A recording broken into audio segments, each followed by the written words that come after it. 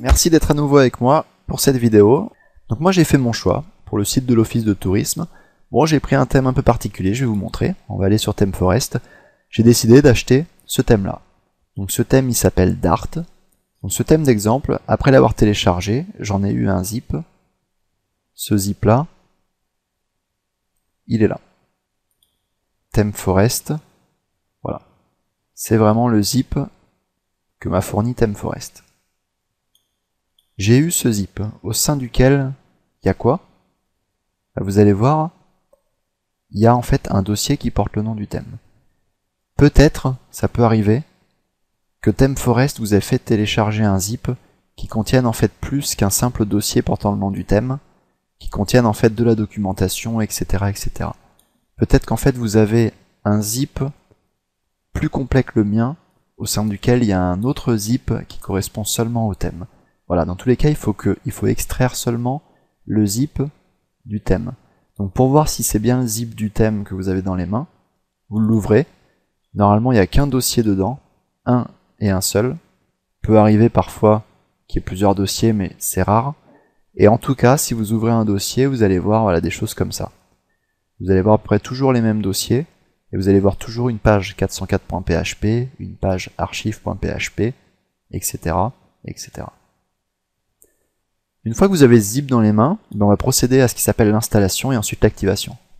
Alors l'installation, vous allez voir c'est relativement simple, il faut pour ça qu'on aille dans l'administration WordPress, et plus précisément dans l'administration des thèmes. Une fois que je suis dans l'administration des thèmes, regardez, là j'ai un bouton ajouter, et là j'ai un bouton ajouter. Donc que je clique ici ou ici, ça revient exactement au même.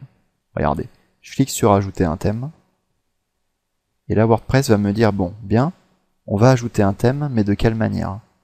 Soit je recherche parmi des thèmes qui sont déjà sur la plateforme WordPress, et là, tous ces thèmes-là sont gratuits, soit j'installe un thème au format zip que j'aurai moi. Donc pour installer un thème au format zip, je clique là, mettre un thème en ligne, et je choisis mon fichier. C'est bien ce que me dit WordPress.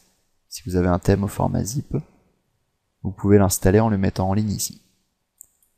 Je vais revenir, j'aurais pu aussi ajouter un thème gratuit, et ce thème gratuit, je l'aurais trouvé ici.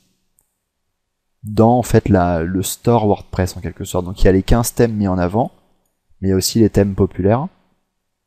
Donc les thèmes populaires, il y en a 1743. Vous voyez qu'on retrouve même des thèmes 2012, qui est en fait le thème WordPress 2012. Et il y a ensuite les derniers thèmes en date, etc. Donc ces thèmes-là, vous pouvez vous balader.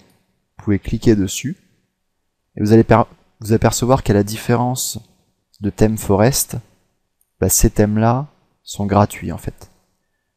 Donc sauf erreur, vous ne trouverez pas en fait de thème payant au sein même de ce store. Donc si vous allez prendre les thèmes mis en avant, par exemple le thème sorbet, je clique dessus pour avoir un aperçu, j'installe mon site, j'installe mon thème, en cliquant sur installer. Et là, en fait, le fait d'installer le thème va le rajouter. Voilà. Le thème a été d'abord téléchargé, ensuite décompressé, puis installé. Si je vais voir dans ma liste de thèmes, j'aurai un nouveau thème, sorbet 1.1. Il est là.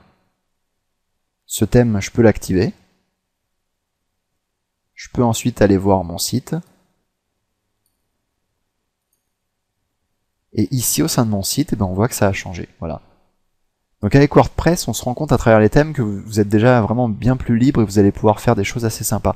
On remarque que le calendrier que j'avais mis avant dans ma barre latérale de gauche, il a été automatiquement repris ici. Je vois que j'ai quelque chose là, en fait. C'est quoi ce quelque chose? C'est ma pagination, ce lien. Ça peut paraître un peu bizarre, voilà. Ça se passe comme ça pour passer de la page 1 à la page 2. Mais c'est la fonctionnalité du thème. Chaque thème embarque en fait son lot de fonctionnalités. Par exemple, le menu ici est fait de cette manière-là, ce qui est un peu original et aussi un peu ludique à la fois. Plutôt fluide, etc. Merci beaucoup de m'avoir suivi et à très bientôt.